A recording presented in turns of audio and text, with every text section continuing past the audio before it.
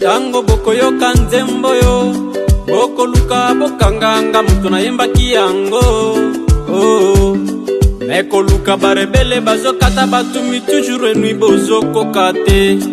Gouvernement de merde, très nul. C'est moi, Moïse Nzanzu Makasi.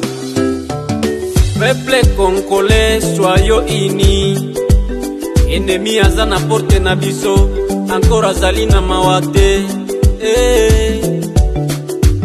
Soki tomi bateli teo, gouvernement kosunga biso teo, bazoki pe mawa na biso teo. Tokoma na Beni Adef Nalu, bazoboma batu neti basoso. Eske gouvernement bozangi force ya kobundisa bango?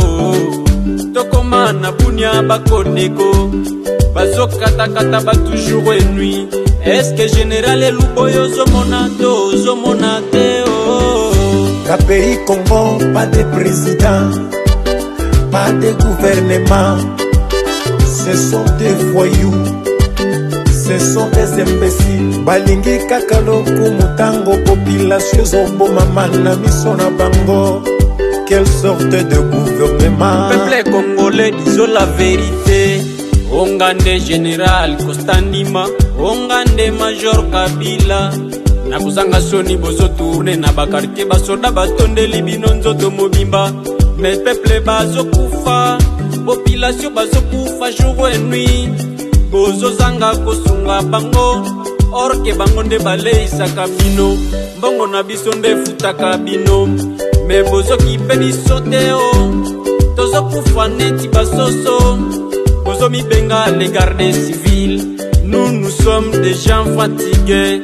Quelle sorte de gouvernement qui se quede? Voilà yosa présidente, yosa papier vide. La pays Congo, pas de président, pas de gouvernement. Ce sont des voyous, ce sont des imbéciles. Balingi kakaloku mutango, population zombo mamana misona bango. Quelle sorte de gouvernement? Peuple congolais, disons la vérité. Au moins ata olo Mobutu, tunajua lulikuwaka lu dictateur, mais tulikuwaka na amani. Oh, uliko iti chi president chi voyou, chinavala maveste kila siku, china voyage kuomba ba misaada. Or que Congo c'était pays riche, tuko na kufa sawa manyama. Eske munakosa nguvu ya kumaliza marebelio ama muko na nyie mukopo? La pays Congo, pas de président, pas de gouvernement. Ce sont des voyous, ce sont des imbéciles. Balingi kakaloku mutango, population zombo mamana misona bango. Quelle sorte de gouvernement? Peuple congolais, disons la vérité. Petit frère propre éloge Mobangé. Bazolo ba tous les jours que nous avons la démocratie. Mais eza synonyme ya démo assis.